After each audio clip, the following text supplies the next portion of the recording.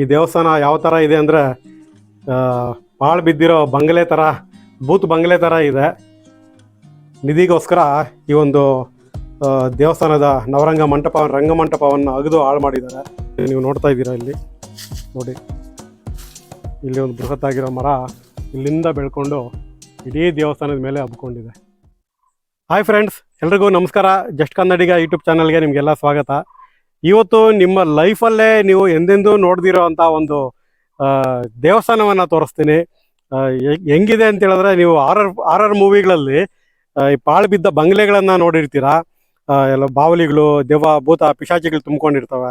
ಅಂಥ ಒಂದು ಬಂಗ್ಲೆಗಳು ಆರರ್ ಮೂವಿಗಳಲ್ಲಿ ತೋರಿಸ್ತಾರೆ. ತುಂಬ ಭಯಂಕರವಾಗಿರ್ತವೆ. ಮತ್ತು ಈ ಕೆಲವು ಸಿನಿಮಾಗಳಿಗೋಸ್ಕರ ಸೆಟ್ ಆಗ್ತಾರೆ, ಹಳೆ ಕಾಲದ ದೇವಸ್ಥಾನಗಳ ಸೆಟ್ ಆಗ್ತಾರೆ. ಆ ಥರದ ಒಂದು ದೇವಸ್ಥಾನವನ್ನು ನಾನು ಹುಡ್ಕೊಂಬಂದೆ. ಇದು ಹಾಸನ ಜಿಲ್ಲೆ ಆಲೂರು ತಾಲೂಕಿನ ಬಂಡಿತಿಮ್ಮನಹಳ್ಳಿ ಅನ್ನೋ ಒಂದು ಊರಿಂದ ಹೊರಗಡೆ ಒಂದು ಪಾಳು ಬಿದ್ದಿರೋ ದೇವಸ್ಥಾನ ಇದೆ ಅಂತ ಗೊತ್ತಾಯಿತು. ಆ ದೇವಸ್ಥಾನವನ್ನು ಹುಡ್ಕೊಂಬಂದೆ. ನೀವು ನಿಜಕ್ಕೂ ಶಾಕ್ ಆಗ್ತೀರಾ ಈ ದೇವಸ್ಥಾನವನ್ನು ನೋಡಿದ್ರೆ. ಆ ಥರ ಇದೆ ದೇವಸ್ಥಾನ. ಬನ್ನಿ, ಇನ್ನೂ ಇಂಟ್ರೆಸ್ಟಿಂಗ್ ಆಗಿರುವಂಥ ಒಂದು ಮಾಹಿತಿ ದೇವಸ್ಥಾನದ ಬಗ್ಗೆ ನಾನು ಕೊಡ್ತೀನಿ. ಸ್ನೇಹಿತರೆ ನೋಡಿ, ಈ ಒಂದು ದೇವಸ್ಥಾನ ಇರೋದು ಇಲ್ಲಿ ಒಂದು ಪಕ್ಕದಲ್ಲಿ ಒಂದು ಹೊಳೆ ಹರಿತಾ ಇದೆ. ಈ ಪೊದೆಗಳ ಹಿಂಭಾಗಕ್ಕೆ ಒಂದು ಹೊಳೆ ಇದೆ. ಆ ಹೊಳೆ ದಂಡೆನಲ್ಲಿ ಈ ಒಂದು ದೇವಸ್ಥಾನ ಇದೆ. ಊರಿಂದ ಹೊರಗಡೆ ಸುಮಾರು ಒಂದು 1 ಕಿಲೋಮೀಟರ್ ಹೊರಗಡೆ ಇರುವಂಥ ಒಂದು ದೇವಸ್ಥಾನ. ನೋಡಿ, ಇಲ್ಲಿ ಪೊದೆಗಳು ನೋಡ್ತಾ ಇದ್ದೀರಲ್ಲ, ಈ ಪೊದೆಗಳು ಒಳಗಡೆಗೆ ಒಂದು ದೇವಸ್ಥಾನ ಇದೆ. ಇಲ್ಲೆಲ್ಲ ಗಿಡ ಮರಗಳು ತುಂಬ್ಕೊಂಡ್ಬಿಟ್ಟಿದ್ದಾವೆ. ನೋಡಿ, ಈ ದೇವಸ್ಥಾನದ ಎಂಟ್ರೆನ್ಸ್ ಇಲ್ಲಿದೆ. ನೀವು ನಂಬೋದಿಲ್ಲ ಸ್ನೇಹಿತರೆ, ಹೊಳೆ ಅಂತ ಹೇಳಿದ್ನಲ್ಲ, ನೋಡಿ ಇಲ್ಲೇ ಇದೆ. ಅದು ಹೊಳೆ ಅಲ್ಲ, ಆ್ಯಕ್ಚುಲಿ ಅದು ಯಗಚಿ ನದಿ. ನೀವು ಬೇಲೂರು ಹಿಂದ್ಗಡೆ ಈ ನದಿಗೊಂದು ಡ್ಯಾಮ್ ಇದೆ. ಇದು ಯಗಚಿ ನದಿ. ಇದು ಆ ನದಿ ದಂಡೆನಲ್ಲಿರುವಂಥ ಒಂದು ದೇವಸ್ಥಾನ, ಹೊಯ್ಸಳರ ಕಾಲದ ದೇವಸ್ಥಾನ, ಸೋಮೇಶ್ವರ ದೇವಸ್ಥಾನ ಅಂತ ಇದನ್ನ ಕರೀತಾರೆ. ಈ ದೇವಸ್ಥಾನದ ಇವತ್ತಿನ ಸ್ಥಿತಿ ಯಾವ ಥರ ಇದೆ ಅಂದರೆ, ನೋಡಿ ಇದು ದೇವಸ್ಥಾನದ ಎಂಟ್ರೆನ್ಸು. ಉಸಿರು ಬಿಗಿ ಹಿಡ್ಕೊಂಡು ನೋಡಿ ಈ ದೇವಸ್ಥಾನದ ಒಳಭಾಗ ಯಾವ ಥರ ಇದೆ ಅಂತ ತೋರಿಸ್ತೀನಿ.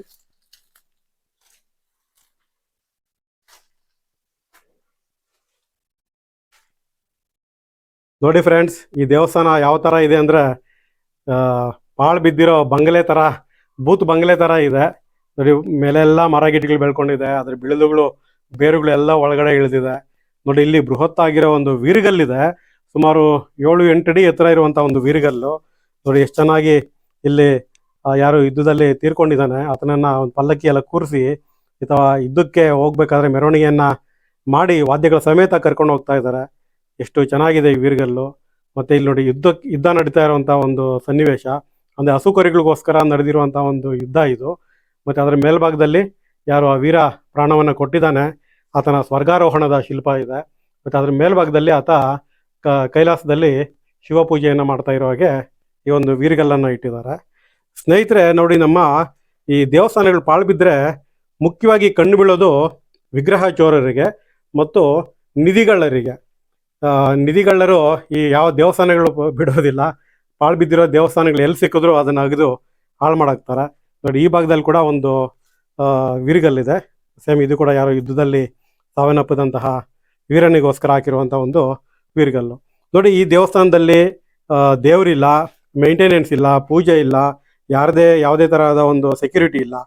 ಅದ್ಯಾವುದೂ ಇಲ್ಲದೆ ಇರುವಾಗ ಆಗುವಂಥ ಕೆಲಸ ಏನು ಅಂದರೆ, ನೋಡಿ ನಿಧಿಗೋಸ್ಕರ ಈ ಒಂದು ದೇವಸ್ಥಾನದ ರಂಗಮಂಟಪವನ್ನು ಅಗೆದು ಹಾಳು ಮಾಡಿದ್ದಾರೆ.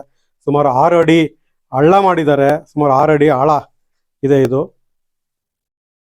ನೋಡಿ, ಹೊಯ್ಸಳರ ಕಾಲದಲ್ಲಿ ಈ ರೀತಿಯ ಕಲ್ಲುಗಳನ್ನು ಬೇಸ್ಗೆ ಹಾಕ್ತಿದ್ರು, ಪಾಯ ಥರ ಹಾಕ್ತಿದ್ರು. ನೋಡಿ, ನಮಗೆಲ್ಲ ಗೊತ್ತಾಗುತ್ತೆ ಇಲ್ಲಿ ಅದರ ಮೇಲೆ ದೇವಸ್ಥಾನ ಕಟ್ಟಿರೋವಂಥದ್ದು. ಆದರೆ ಈ ನಿಧಿಗಳ್ಳರು ಇಲ್ಲಿರೋಂಥ ಇಲ್ಲಿರೋಂಥ ಚಪ್ಪಡಿಯನ್ನು ಎತ್ತಿ, ಇಲ್ಲಿರೋಂಥ ಕಲ್ಲುಗಳನ್ನೆಲ್ಲ ಎತ್ತಿ ನೋಡಿ ಇಲ್ಲಿ ಹಾಕಿದ್ದಾರೆ. ಆದರೆ ನಿಧಿ ಸಿಕ್ತೋ ಇಲ್ವೋ ಗೊತ್ತಿಲ್ಲ. ಯಾಕಂದರೆ ನಿಧಿನ ಅಷ್ಟು ಪ್ರಮಾಣದಲ್ಲಿ ನಿಧಿಯನ್ನು ಇಡ್ತಾ ಇರಲಿಲ್ಲ. ಏನೋ ಸಂಪ್ರದಾಯದ ಪ್ರಕಾರ ಸ್ವಲ್ಪ ಒಂದು 1 ಗ್ರಾಮ್ 2 ಗ್ರಾಮ್ ಇಲ್ಲ 10 ಗ್ರಾಮ್ ಏನಾದರೂ ಆಗ್ತಿದ್ರೋ ಏನೋ ಗೊತ್ತಿಲ್ಲ ವಿಗ್ರಹದ ಕೆಳಗಡೆ, ದೇವಸ್ಥಾನದ ಕೆಳಗಡೆ. ಅದು ಬಿಟ್ಟರೆ KG ಗಟ್ಟಲೆ, ಟನ್ ಗಟ್ಟಲೆ ಚಿನ್ನವನ್ನಂತೂ ಯಾರೂ ದೇವಸ್ಥಾನದ ಕೆಳಗಡೆ ಇಡ್ತಾ ಇರಲಿಲ್ಲ. ಯಾಕಂದರೆ ದೇವಸ್ಥಾನಗಳನ್ನು ನಿರ್ವಹಣೆನೇ ಮಾಡೋದು ಕಷ್ಟ ಇತ್ತು ಅಂಥ ಕಾಲದಲ್ಲಿ ನಿರ್ಮಾಣ ಆಗಿರುವಂಥ ದೇವಸ್ಥಾನಗಳಿದು. ನೋಡಿ, ನಿಧಿಗೋಸ್ಕರ ಹಾಳು ಮಾಡಿ ನೋಡಿ ಇದೆಲ್ಲ ಮಣ್ಣು ಎತ್ತಾಕಿದ್ದಾರೆ. ಹಾಗೆ ಇನ್ನೂ ದೇವಸ್ಥಾನದ ಒಳಗಡೆ ಹೋಗೋಣ. ಈ ದೇವಸ್ಥಾನದ ವಿಶೇಷ ಏನು ಅಂದರೆ, ಇಲ್ಲೂ ಕೂಡ ಒಂದು ನವರಂಗ ಮಂಟಪ ಇದೆ. ನೀವು ನೋಡ್ತಾ ಇದ್ದೀರಾ, ಬರಬೇಕಾದ್ರೆ 4 ಕಂಬಗಳನ್ನು ನೋಡಿದ್ವಿ. ಸೊ ಇಲ್ಲೂ ಕೂಡ 4 ಕಂಬಗಳಿದೆ. ನೋಡಿ, ಇದು ಮೇಲ್ಭಾಗದಲ್ಲಿ ಇದ್ದಂತಹ ಒಂದು ಭುವನೇಶ್ವರಿ ಕೆಳಗಡೆ ಬಿದ್ದಿದೆ. ಮತ್ತು ಇಲ್ಲಿ ತಲೆ ಎತ್ತು ನೋಡಿ, ಶಾಕ್ ಆಗ್ಬೇಡಿ. ಈ ದೇವಸ್ಥಾನಕ್ಕೆ ಈ ಭಾಗದಲ್ಲಿ ರೂಫೇ ಇಲ್ಲ ನೋಡಿ. ಇಡೀ ಮರ ಹೆಂಗೆ ಬೆಳ್ಕೊಂಡಿದೆ ಮೇಲ್ಗಡೆ, ಮರ ಕಾಣುತ್ತೆ ದೇವಸ್ಥಾನದ ಒಳಗಡೆ. ಫ್ರೆಂಡ್ಸ್, ನೀವು ಇನ್ನೂ ಒಂದು ವಿಚಾರ ಹೇಳ್ತೀನಿ, ಮತ್ತೆ ಶಾಕ್ ಆಗ್ತೀರಾ. ಯಾಕಂದರೆ ಈ ನಿಧಿಗಳ್ಳರು ಅಲ್ಲಿ ಮಾತ್ರ ಅಲ್ಲ ನೋಡಿ, ಇದು ಮುಖ್ಯ ಗರ್ಭಗುಡಿ, ಇದು ಅಂದರೆ ಶುಕನಾಸ ಅಂತರಾಳ ಅಂತ ಹೇಳ್ತೀವಿ.